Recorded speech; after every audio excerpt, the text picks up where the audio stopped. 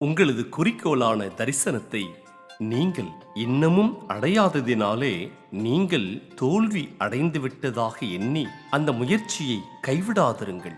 நீங்கள் முயற்சி செய்வதை முழுவதும் விட்டுவிடும் பொழுதே தோல்வியானது உங்களை மேற்கொண்டு வெற்றி அடைகின்றது. தரிசனங்களை அடையும் ஓட்டத்தில் நீங்கள் மற்றவர்களை விட சில அடிகள் பின்தங்கி இருப்பதைக் கண்டும் சோர்ந்து விடாதிருங்கள்.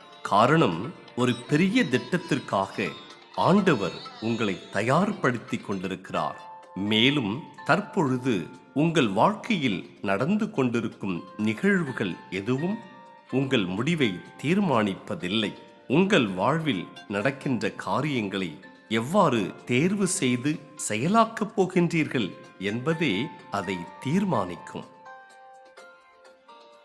அனுக்கிரக காலத்திலே நான் உனக்கு செவி கொடுத்து இரட்சணிய நாளிலே உனக்கு உதவி செய்தேன் என்று சொல்லியிருக்கிறாரே. இதோ இப்பொழுதே அனுக்கிரக காலம், இப்பொழுதே இரட்சணிய நாள்.